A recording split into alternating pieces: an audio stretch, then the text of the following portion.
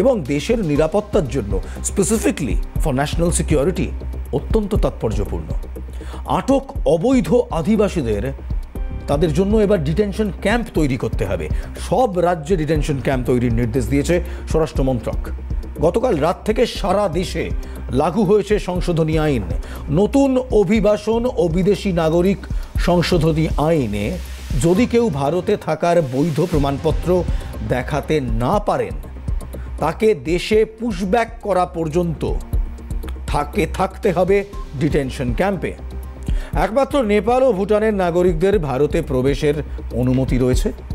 যদিও আর closed border system কিংবা open border system নয়, তাদেরকে পাসপোর্ট দেখিয়ে আসতে হবে।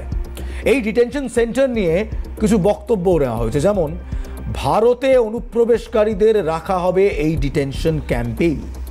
অবৈধভাবে থাকছে এমন মানুষ থাকবে এই ডিটেনশন ক্যাম্পে। বৈধ প্রমাণপত্র দেখাতে না পারলে যতদিন না পুশব্যাক করা হচ্ছে তখনও পর্যন্ত থাকতে হবে এই ডিটেনশন ক্যাম্পে।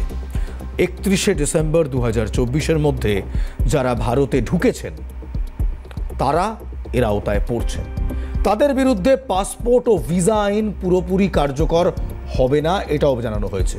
আফগানিস্তান, পাকিস্তান ও বাংলাদেশ থেকে আসা ধর্মীয় কারণে উৎপীড়িত মানুষদের ক্ষেত্রে এই নিয়ম লাগু হবে না।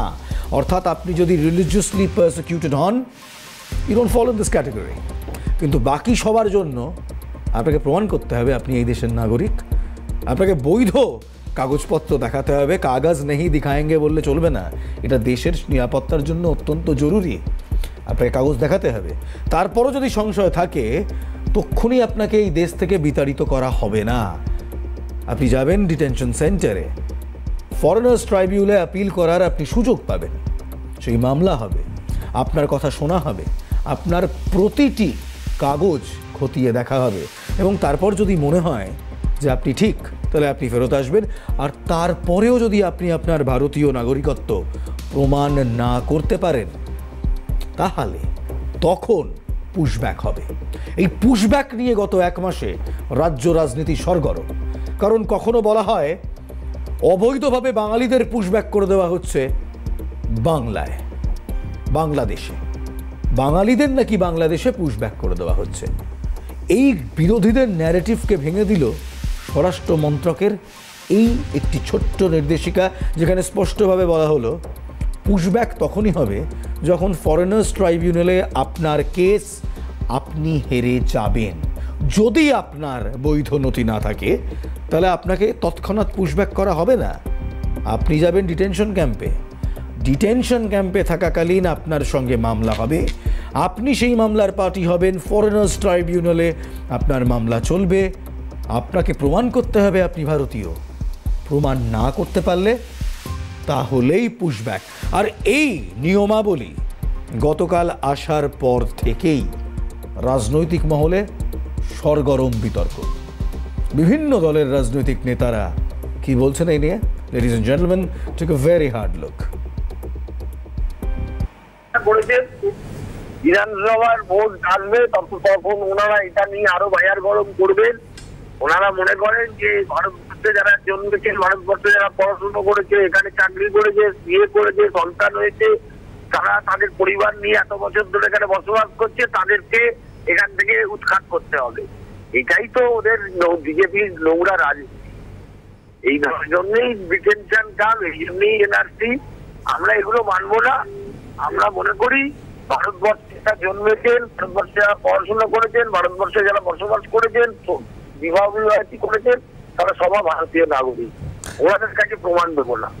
আচ্ছা, সবাই মনে করে যে এসআইআর এর নাম করে ভোট চুরি হচ্ছে। সবাই মনে করে যে বিজেপি পার্টি দেশকে বিক্রি করেছে, ব্যাংকের টাকা লুট হয়ে গেছে, সর্বোচ্চ বেকার সংখ্যা হয়েছে, দেশের মেয়েদের নিরাপত্তা নেই এবং সমস্তটা বিজেপি নাটক করেন। মোদী সাহেব এবং অমিত শাহের বিরুদ্ধে দেশের মানুষ আসছে। আগামী দিন দেখুন আইন অনুযায়ী এখন ডিটেনশন ক্যাম্পের কথা মনে হচ্ছে। সারা ভারতবর্ষে বহু জায়গায় ডিটেনশন ক্যাম্প আছে, কিন্তু কথা হচ্ছে এই যে ঘাবড়ে যাওয়া বিজেপি ভয় পেয়েছে, তাই ভোটের আগে তার শেষ অস্ত্র যেটা ফ্যাসিস্ট সরকার, তারা মানুষকে ভয় দেখিয়ে। এখন দেখুন, ভারতবর্ষে অনেক রাজ্য আছে যে রাজ্যে স্বাধীনতার পরে ভৌগোলিক কারণে আমরা যেমন এই রাজ্যে বাংলাভাষী, পাশের রাষ্ট্রে বাংলাদেশি কথা বলে, বাংলা ভাষায় বাংলা ভাষায় কথা বলার জন্য সারা ভারতবর্ষে অত্যাচার হচ্ছে বাঙালিদের উপর, বাঙালিদের উপর, পশ্চিমবঙ্গের বাঙালিদের উপর। তারপরে যদি তার নামটা যদি মাইনরিটি সম্প্রদায়ের মুসলমান হয় তাহলে আরো বেশি করে হবে। তো এটা হচ্ছে এক ধরনের অত্যাচার করছেন, ডিটেনশন ক্যাম্পের নামে মানুষকে ভয় দেখাচ্ছেন। আসল রুটি রুজি রোজগার, বাসস্থান, মানুষের দৈনন্দিন চাহিদা, সেটাকে ধামাচাপা দেওয়ার জন্য এইসব বলে মানুষকে বিভ্রান্ত করছেন। এতে কোনো লাভ হবে না, মানুষ সব জানে।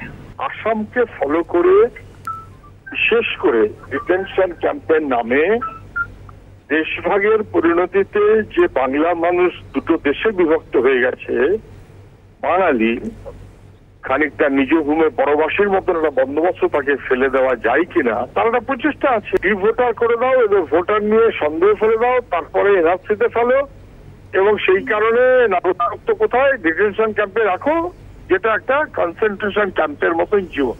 ঘাড় ধরে খাওয়ালে পশ্চিমবঙ্গ সরকার খায়, এটাই বর্তমান পশ্চিমবঙ্গ সরকারের আদেশ হয়ে দাঁড়িয়েছে।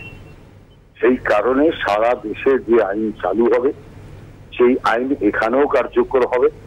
আর বিদেশিদের প্রতি মোহ তৃণমূল কংগ্রেস সহ তার শরিক দলদের বরাবরই আছে, কারণ ওদের ভোটেই ওরা নির্বাচিত হয়, ওদের ভোটেই ওরা জেতে। এবার যখন এসআইআর এ বিদেশি নাগরিকদের চিহ্নিত করার কাজ শুরু হয়েছে তখন থেকে আপনি দেখুন ত্রাহি ত্রাহি প্রলাপ বকতে শুরু করেছে। সেই জন্য আমি মনে করি যে যতই যা করুক, যেটা কেন্দ্রীয় আইন সেটা এখানেও কার্যকর হবে। তাহলে বোঝা গেল আপাতত বাংলায় এসআইআর হচ্ছে না, অন্তত দুর্গাপুজো অবধি তো নয়, ভাইফোঁটার পর হওয়ার সম্ভাবনা রয়েছে, এমনটা তো খোদ নির্বাচন কমিশনই বলে দিচ্ছে। এবং ডিটেনশন সেন্টার নিয়ে যে অভিযোগ এর আগে আমরা বিরোধীদের মুখে শুনেছিলাম, কিংবা পুশব্যাক নিয়ে যে অভিযোগ গত 1.5 মাসে বারবার বিভিন্ন রাজনৈতিক দল তুলেছে, কোথাও তাতেও একটু হলেও জল ঢেলে দিল কেন্দ্রীয় স্বরাষ্ট্র মন্ত্রক।